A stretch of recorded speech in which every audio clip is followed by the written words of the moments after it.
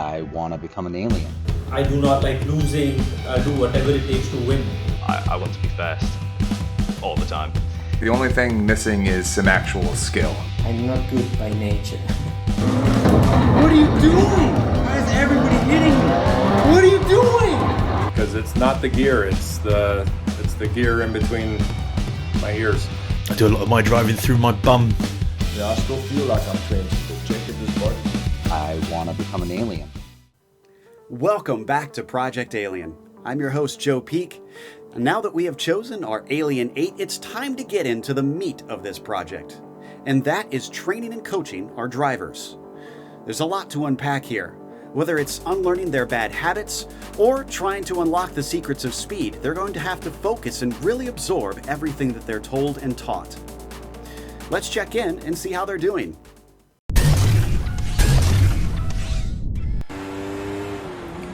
These are my first laps that I've seen Adam out on track, so I'm just looking to see, where he's at, where his baseline level is, both on driving, a little bit on setup, and then from there we'll assess, gear selection, braking, downshifting.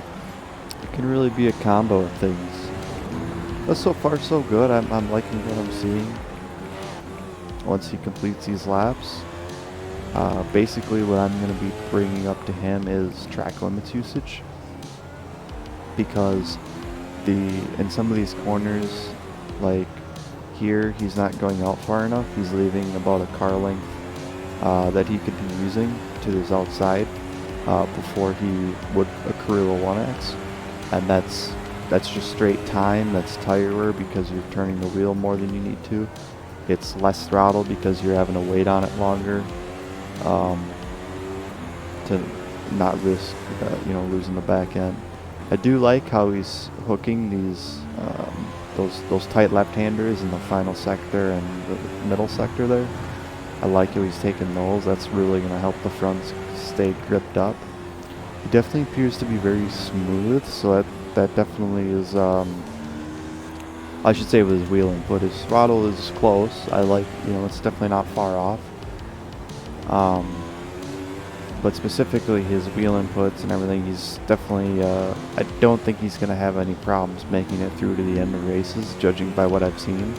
He seems like the guy who would make it to the end and always keep the car in one piece. To finish first, you must first finish. And that's true no matter what level you're at. This is a fun track to drive. I kind of just want to confirm, in your races that you do, I'm guessing you're normally pretty good about finishing them and getting to the end. Yeah, last season ended kind of rough. Just there was like 3 races in a row for whatever reason. My brain wasn't engaged, and I ended up throwing myself off the track a couple of times. But yeah, for the most part, unless there's something really off the wall, I tend to finish the races. Okay, yeah, I can tell just from your driving, you give off that, I guess, vibe is what I would say. The largest problem I could see is I don't feel like you're using the track limits to their maximum. I feel like that's where you're missing out the most. For the most part, it's like 3 or 4 corners. It's the exit of the final corner. You're about a car length there's about an extra car length that you could use on the outside before you get a 1X. That would allow you to get to the throttle much quicker and carry more speed down the front stretch. I would say let's pull up your lap 1 and we'll just break it down corner by corner. Alright, so looking at turn 1 here, I don't have a lot to say. Going through the apex and everything, this is one corner I will say, just from the few bit of practice laps I did, there's kind of 2 ways to take it, because if you do miss your braking point and don't clip that apex super close and super tight on the curb, you can still recover any lost time on entry on exit if you have to run higher up the track, just like they do in real life, because that run you can carry off will hold that momentum down into the next corner. Now going into our next section here, this downhill left-hander, this is kind of a tricky bit. There is an argument to run like a car length higher, almost to a point where you'd be considered the middle. Similar again to what you might see some of the real life F1 guys do. And the reason I bring that up is because the exit, if you get that right and you build up good momentum, it's basically flat out for like 10 seconds. So that might be a place where you could find some extra pace. But for the most part, I didn't see any big problems there. Just know that like I see that corner as like an entire setup period for that right hand kink going up into the uphill left-hander. Okay. All good so far? Yeah. Now I was going back to turn one. The one thing that kind of makes that one difficult to hit right is right now there's no real good brake markers. I was gonna say, like, I see there's a 50 board, but there's no 100, 150. So that definitely throws a different wrench into it. But that's why I kind of brought up about how if you do see that you miss your braking point a little bit, you can still make something out of it. You just have to target a different line through the apex. So after turn 2 here, looking at the right hand kink, there's not much to cover here. It's corners like these that it really helps to turn in as early as possible. Now I can't say that I found anything wrong with how you were taking it, but I like to bring this up because you know, these two corners, turn 2 and I guess the right hand kink would be considered turn 3. You put those together right, I feel like that's where a large amount of time could be sitting for you. And the straighter you can take that right hand kink, the better your tires will be. Decrease the chance of having like a snap spin type of scenario because of the high load nature of the corner. Yeah, and there's also a bump that's right there as well that, like, if you don't hit it right, it'll throw the car out. Right. When I was doing some laps, when I started to take a little bit straighter and kind of set myself up more, changing my line in the corner before that left-hander, it allowed me to take that little weird bump a little bit straighter, and the car was more secure in that area. That's why I'm kind of bringing that up. But I'm glad you noticed that, because that's a big reason why I did it, because I literally spun out because of how my car was angled. So going up to this uphill left-hand kink, I guess, it doesn't appear like you can really take much of that gray area on the curb unless you were in like a GT car. So we're good there. It kind of looked very vaguely like you might have been waiting to turn in a little bit too late, and that could cause problems, you know, through the center and staying on track on exit there. Would that be something you agree with, or you feel like you're pretty good through there? No, I agree. I think some of it is because, like, if you cut it too far to the left and you hit that gray portion, I can't remember, it's either an off track or it's like a slowdown. But that the other thing I ran into, especially early on, was like I would track out to this red and green and white curb. That one's a lot rougher than the other curbs, and it'll completely bounce you out. And then you get both an off track and you get the little slowdown penalty. Right. Okay, so my perspective on this part is I'm basically shooting my left front for, like, I don't know how to describe it, but basically the edge of the red and white curbing, you know. Not getting onto the gray, but for your lap 1 that we're looking at here, that looks pretty good. What I would say about the exit curbing, so like obviously that black looks like a drainage system almost, but that green and white section, my understanding is that the edge of it, next to the black line, if you will, for this, that's like the highest point of it, and the part closer to the red and white curbing is smoother, I should say. It's not smooth, but if you do it right and you target your right side tires for being like in the middle of the white and green and the red and white, there's like a little seam almost. That's kind of what I target for, and I feel like that's you can push it more than that, but it's not really worth it because of the reasons you described. Okay.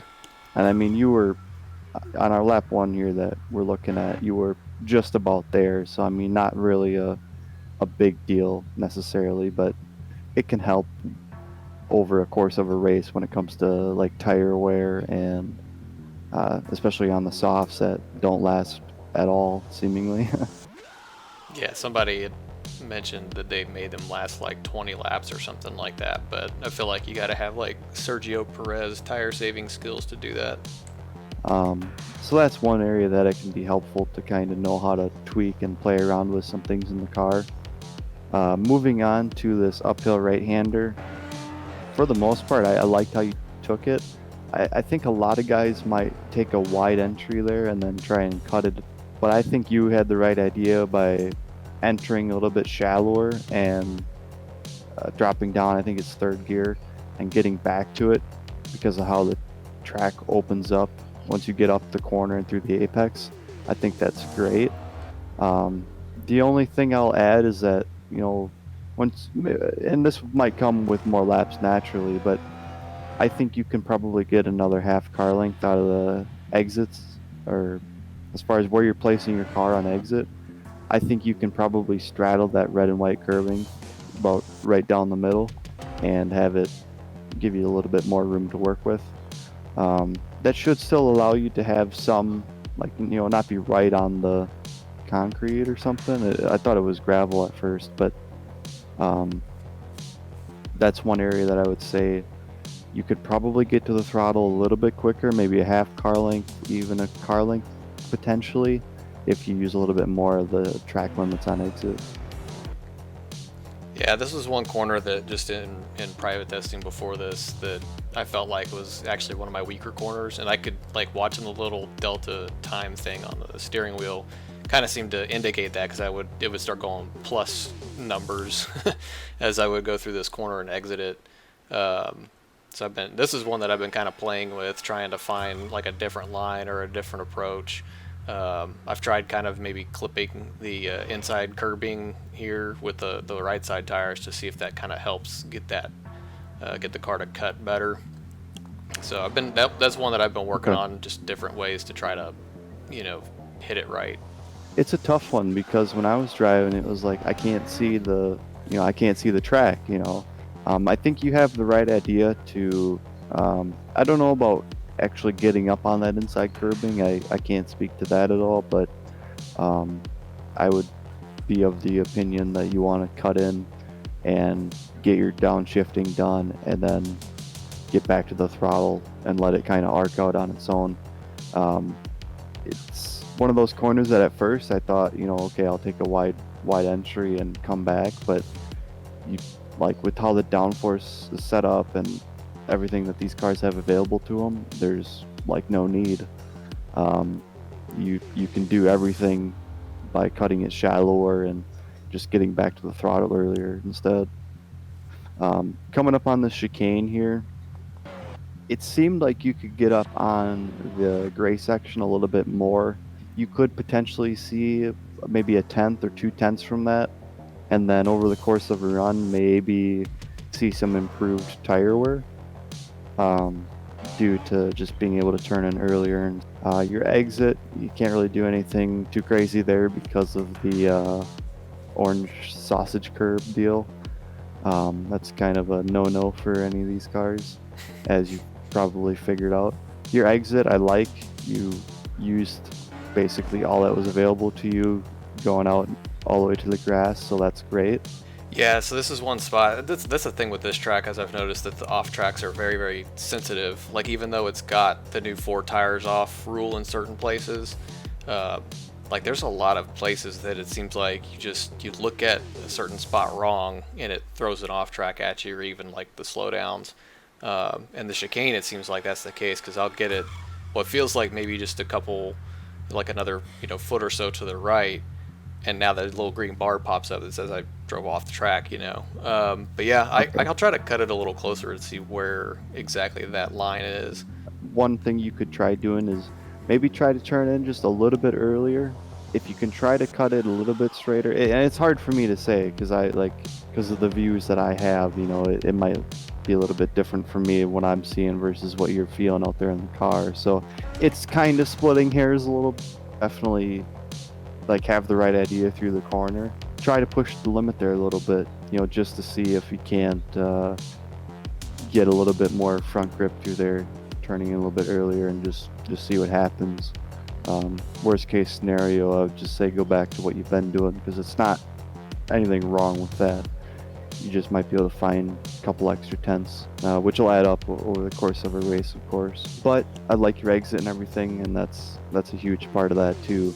We're starting to get to the section where there's the track limits that I want you to focus on. So I would say this first left-hander, I'm pretty happy with how you took this. It's another one of those corners that I found myself turning in much earlier than I expected to be. I think you kind of got the idea for that. I liked getting up on that curb, not the gray section. I don't think you can do that, but I would say about another tire width to the left than what you've been at, and then that also helps the next corner because that means I'm farther to the left when I turn back right. So it's just carrying momentum through those corners just by backing up the first corner in that series of corners. Yeah, actually looking through it right now, I was kind of thinking the same thing, that I probably could have caught like another, maybe put like the left front on that little lip there at the top of the curb. Yep, that's exactly what I'm talking about. I think that would go a long ways because not only would it give you more time through that corner, it would also allow you to be, it's a tire width there, but it's a half car length or more when you come back to the left, setting up for the next corner. And that's ultimately a big deal because that next corner, you're on throttle more in that section leading up to the next, through that fast kink into the right-hander than you are between the two corners we're looking at right now. And that's ultimately why I would advocate for it the most, is because not because of what you get through that apex and off the corner, but what you can do better setting up for the next corner. And I feel like that's one of the weakest corners for me. This whole section I feel like is my weak point on the track, but like this corner is the first one that I'd like cringe at, and then I think the next one is the last two corners especially is kind of, I know we're getting to there, but like those two also I haven't quite figured out how to get through there correctly yet. No.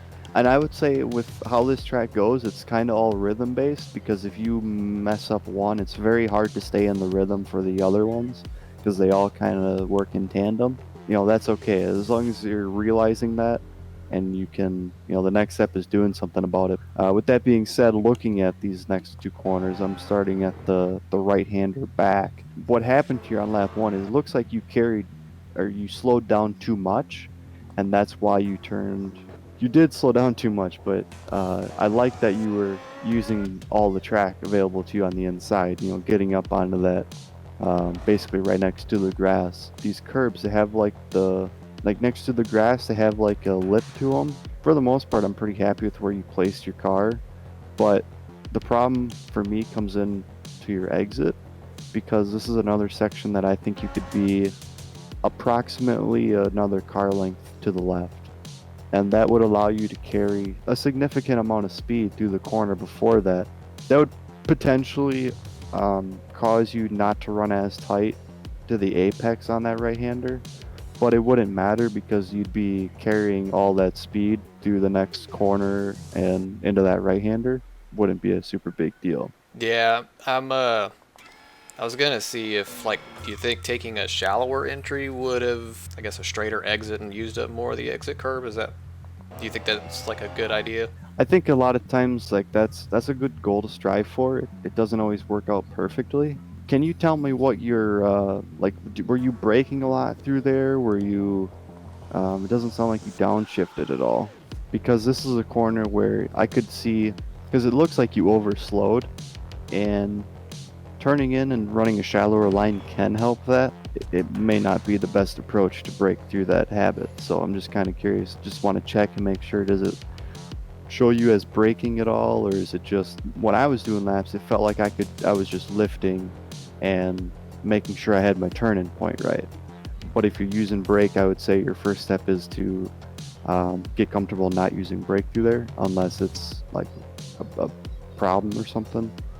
Yeah, so I was on the brakes at the end of the red curbing before the corner on the right hand side, and I think I maxed out probably about 25% braking, and then by the time I actually got into the entry of that corner, I was already trailing off of it. And then just before the apex, I was off the brake and then back on the throttle about 30% slowly, and then just kind of increased it as I hit the apex and was exiting. I would focus more on not braking as much through there.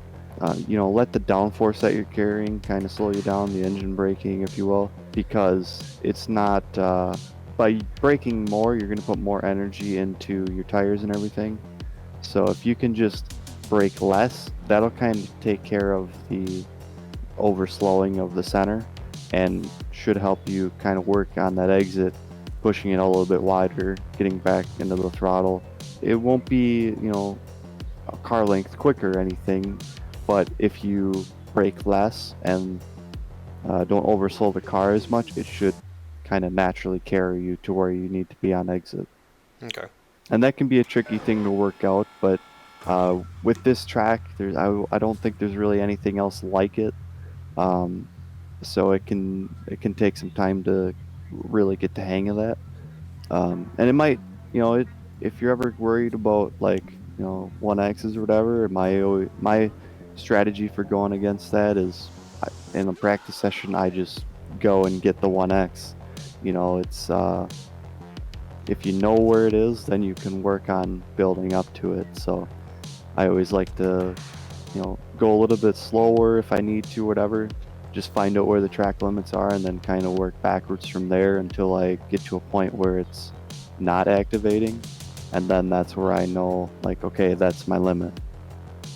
And I usually do that for just about every track I go to, unless I already know it. So moving on to our next section here, I would say that this left-hander, this quick left-hand kink, you can get onto that curb.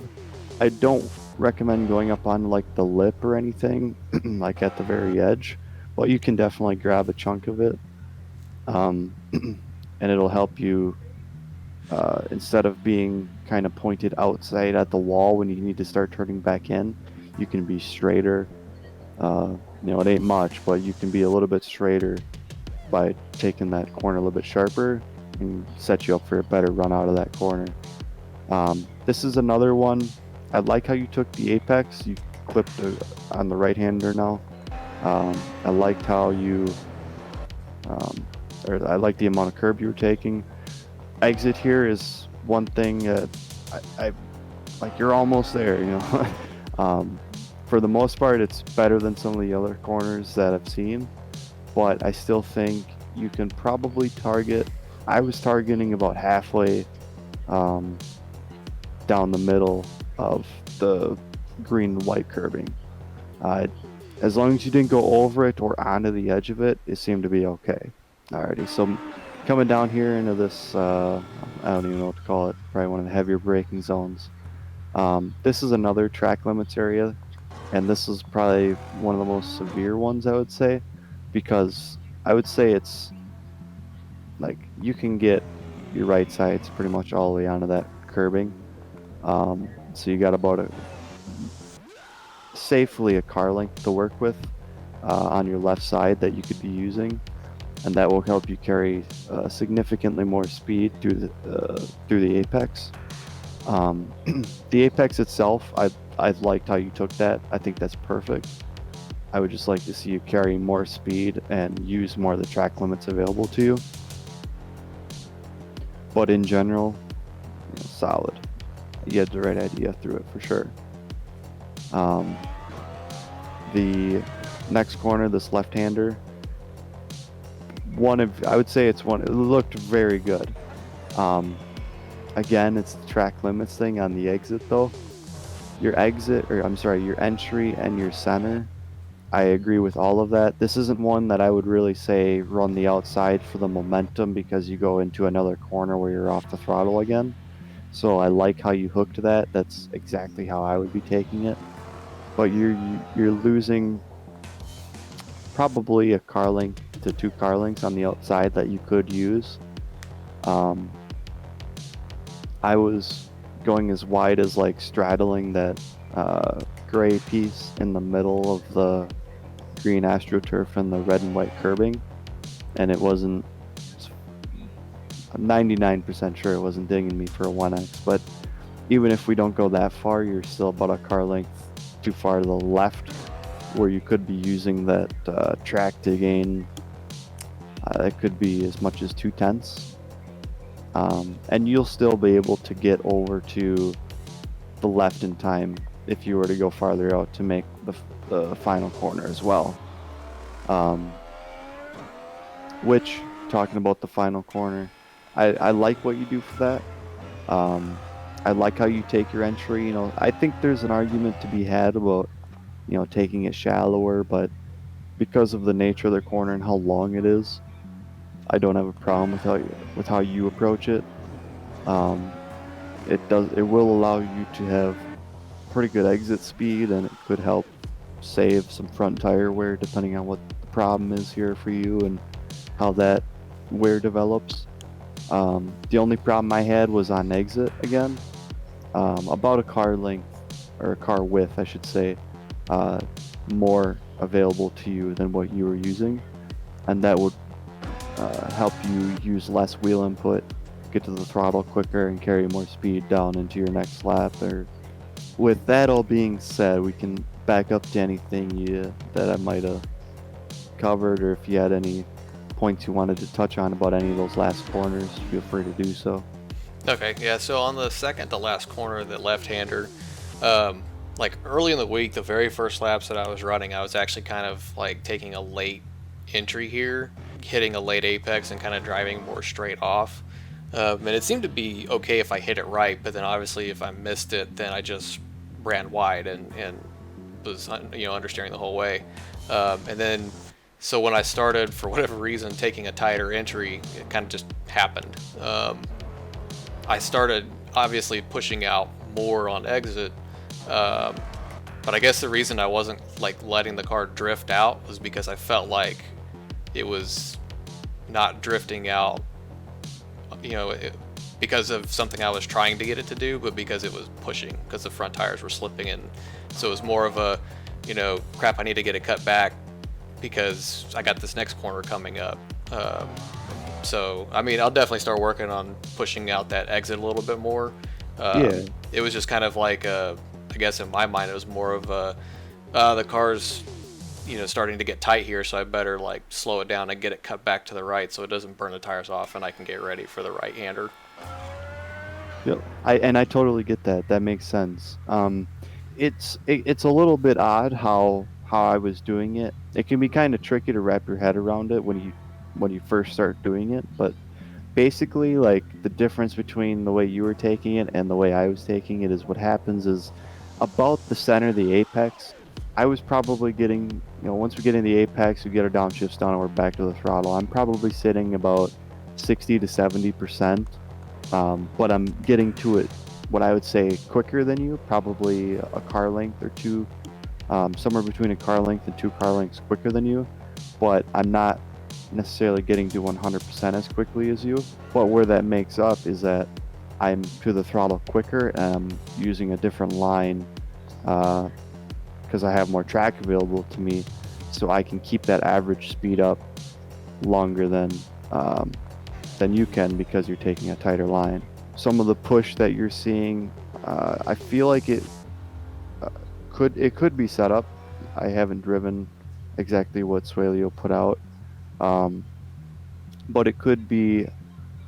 I get a kind of a feeling that it could be too much throttle too quickly, and that can also kind of cause that push. In a car like this, what would happen is you would get a push loose, where it would push, and then snap. I don't know if that would describe what you had been feeling if you were doing that earlier or not. But that can be something to look out for, and what might cause that kind of push in the nose. But yeah, I would say just play around with it. if it's not working out for you and you're not getting the hang of it, that's okay. Like, the line you're running isn't terrible, and there's a lot of other areas that you could focus on that would yield you significant time as well. But yeah, just play around with it and see what you find out. You know, you might be surprised. Okay, yeah, I'll work on that.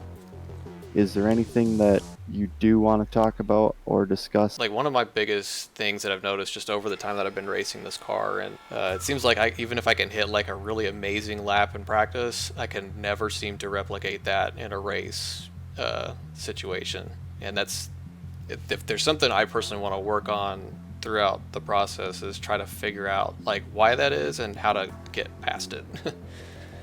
That's definitely something that throughout our sessions and everything we do, that's not necessarily a written goal, but definitely something I want to help you break through on, and definitely possible.